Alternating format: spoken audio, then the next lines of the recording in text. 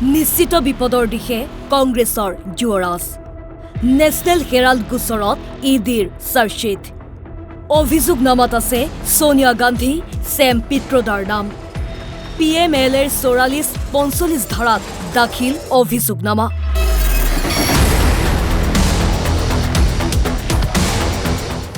অবৈধ ধনৰ লেনদেনৰ গোচৰত শীৰ্ষ তদন্তকাৰী সংস্থাটোৱে অভিযোগনামা দাখিলৰ পাছতে উত্তাল হৈছে দেশৰ ৰাজনীতি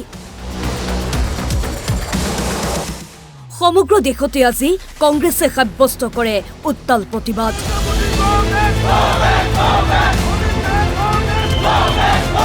গণতান্ত্ৰিক দেশত বিজেপিয়ে চৰকাৰী তন্ত্ৰক বিপথে পৰিচালনা কৰাৰ গুৰুতৰ অভিযোগ তুলি নতুন দিল্লীকে ধৰি গুৱাহাটীতো কংগ্ৰেছে সাব্যস্ত কৰে প্ৰতিবাদ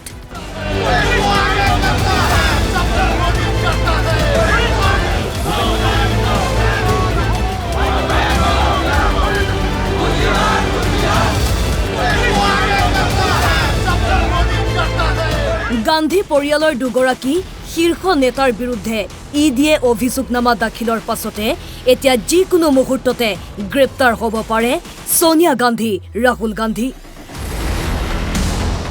PMLৰ জামিনবিহীন ধাৰা 45ত দুয়োগৰাকীৰ বিৰুদ্ধে ৰুজু গোচৰ But I want to genuinely show to you why there is not even the whiff of a crime, not even a whiff of a crime of any sort, and how a fake issue created around a fake narrative, created around a non-existent case is meant to deviate, diverge and digress for the reasons we all know, because reasons like unemployment are difficult to answer, falling GDP is difficult to answer, social unrest is difficult to answer. This is actually a case which is nothing but vendetta in legal disguise. The ED should answer that why no NDA ally, no BJP leader is ever touched by the ED. Selective justice is actually nothing but political thuggery. लेकिन national Herald में मैंने अभी कहा ये जो ED का कानून ये कांग्रेस ने ही बनाया था और आप में से बहुत सारे लोग जानते होंगे कि उस समय बहुत सारे दलों ने विरोध किया था कि ऐसा कानून ला रहे हो कि अंतोगत्वा हो सकता है आपको भी परेशानी हो लेकिन मुझे जानकारी मिली थी महाराष्ट्र की कोई भी नेता जो बीजेपी के खिलाफ था ईडी सीबीआई इनकम टैक्स से बच नहीं पाया और जो नेशनल हेराल्ड का इशू है हमारा मानना हमारी राय साफ है हो सकता है मैं गलत हूं लेकिन मैं ये समझ रखता हूं इतनी समझ मुझे है कि ईडी जैसा विभाग खत्म कर देना चाहिए राहुल सोनियार विरुद्धे 700 কোটিৰ বিত্তীয় খেলিমেলিৰ অভিযোগ ইডিয়ে বাজেয়াপ্ত কৰিব দিল্লীস্থিত হেৰাল্ড হাউচ দিল্লীকে ধৰি মুম্বাই লক্ষ্ণৌৰ সম্পত্তিও আছে ইডিৰ তালিকাত ইতিমধ্যে ইডিৰ গোচৰত জামিনত আছে ৰাহুল গান্ধী সোনিয়া গান্ধী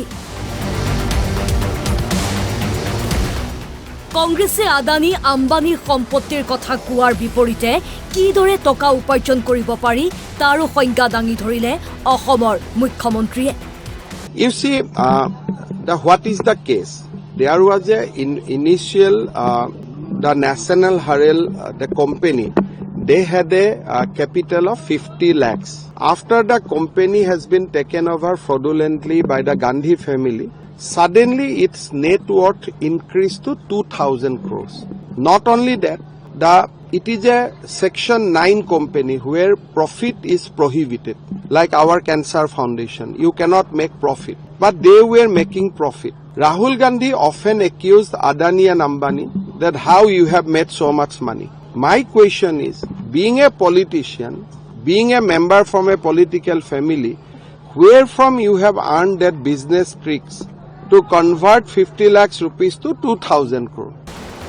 দেশত আইনৰ শাসন চলি আছে আৰু বিগত 4 বছৰে চলি থকা গোচৰত উদ্দেশ্য প্ৰণোদিতভাৱে সোনিয়া গান্ধী ৰাহুল গান্ধী আদালতত উপস্থিত নথকাৰ অভিযোগ তুলিলে বিজেপিয়ে और एक बात को ध्यान रखा जाए कि सोनिया जी राहुल गांधी बेल पर हैं इन्होंने पूरी कार्रवाई को क्वाश करने के लिए हाई कोर्ट सुप्रीम कोर्ट का दरवाजा खटखटाया कोई राहत नहीं मिली सिर्फ यही राहत मिली कि आप पर्सनली कोर्ट में अपीयर नहीं होइएगा you will appear through lawyer तो जो चीज 4 साल से चल रही है जिसमें आप संतोषजनक जवाब नहीं दे पाए, जहां कानून अपना काम कर रहा है वहां पर कर रहे हैं वेंडेटा।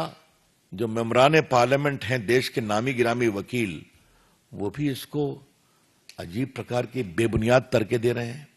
कानून अपना काम कर रहा है, the law is taking its own course. हम बीजेपी की ओर से सोनिया गांधी और राहुल गांधी और कांग्रेस पार्टी से सवाल पूछना चाहते हैं, क्या कानून को अपना काम नहीं करना चाहिए?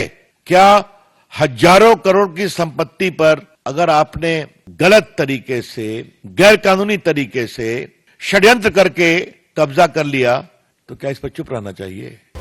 देश स्वाधीन होৱাৰ পাছৰে পৰাই শাসনত থকা কংগ্ৰেছৰ পৰ্বত সম দুৰ্নীতিত নিজেই পুত খাইছে দেশৰ অন্যতম পুৰণি ৰাজনৈতিক দলটো।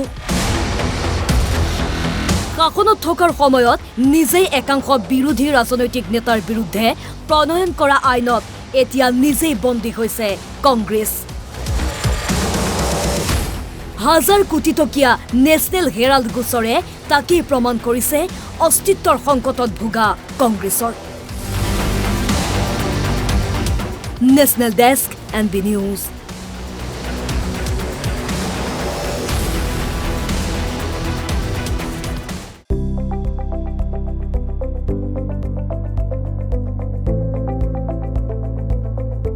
NB নিউজ, সহজ সৰল ভাষাত নৱভাৰতৰ কথা।